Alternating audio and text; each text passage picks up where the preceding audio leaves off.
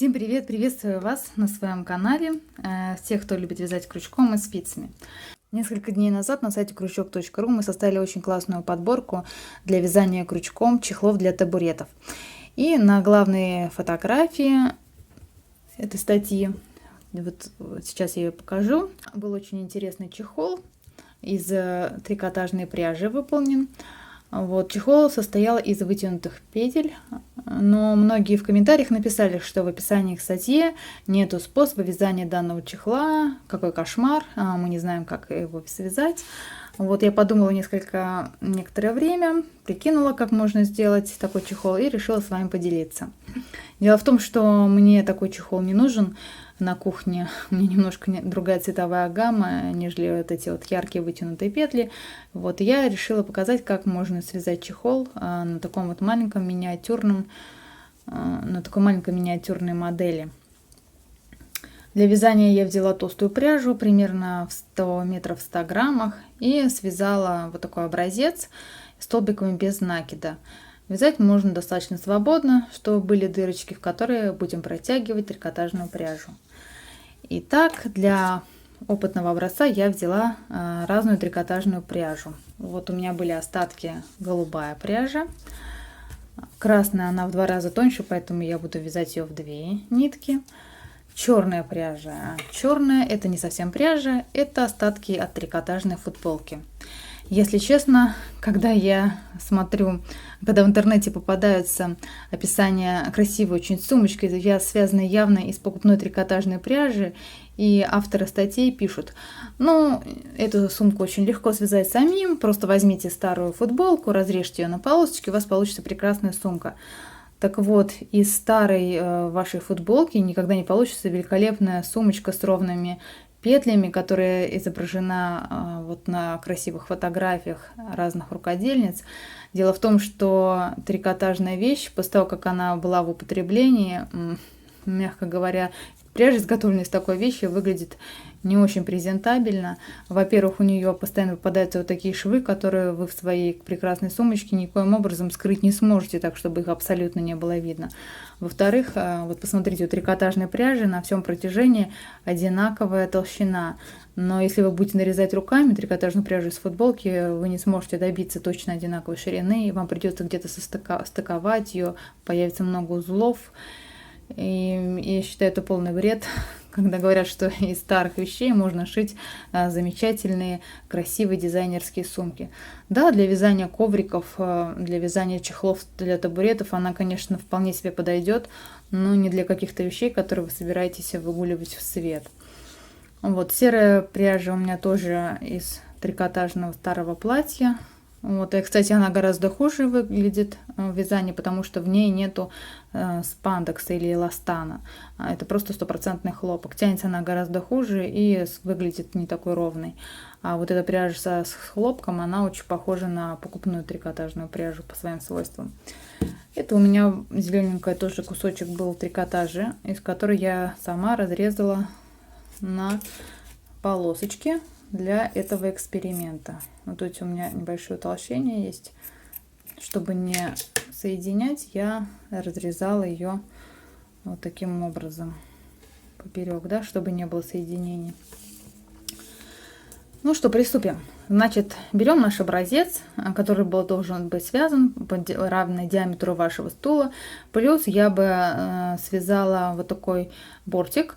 И снизу по этому бортику вязала бы столбиками без накида, чтобы стянуть, либо просто протянула какой-нибудь шнурок для того, чтобы зафиксировать чехол на стуле и чтобы он с табурета никуда не сползал. Вот. Дальше я предлагаю соединить каждую пряжу цвета, который вы выбрали, каждый цвет, просто привязать к кончику краю вот этого табурета, краю чехла для табурета. И будем сейчас экспериментировать. Посмотрим, получится ли у меня такие же красивые цветные петли. Можно ли использовать будет потом эту вещь. Вот. Сейчас я соединю все цвета к краю. Вот. Если вы будете делать чехол, то Потом просто обрезать эти лишние хвостики нужно будет, чтобы они не мешали. И спрятать их куда-нибудь под чехол. Я, кстати, считаю, что для такого чехла с вытянутыми петлями из трикотажной пряжи нужно будет обязательно снизу сделать из ткани подклад, чтобы спрятать все, что у нас сейчас получится, все неровности. Вот, они обязательно будут, потому что мы будем вытягивать петли с изнанки на лицевую сторону.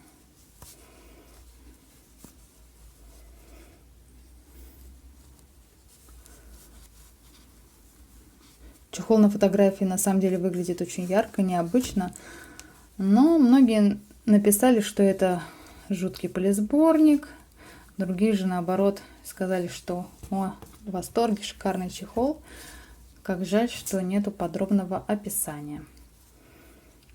Если вам он нравится, то, думаю, вы тоже сможете повторить дома этот эксперимент и сделать себе классный такой веселенький чехольчик. Вот я соединила все 4 пряжи трикотажной. И теперь берем толстый какой-нибудь крючок и начинаем просто вытягивать петли наружу. Петля номер 1. Раз.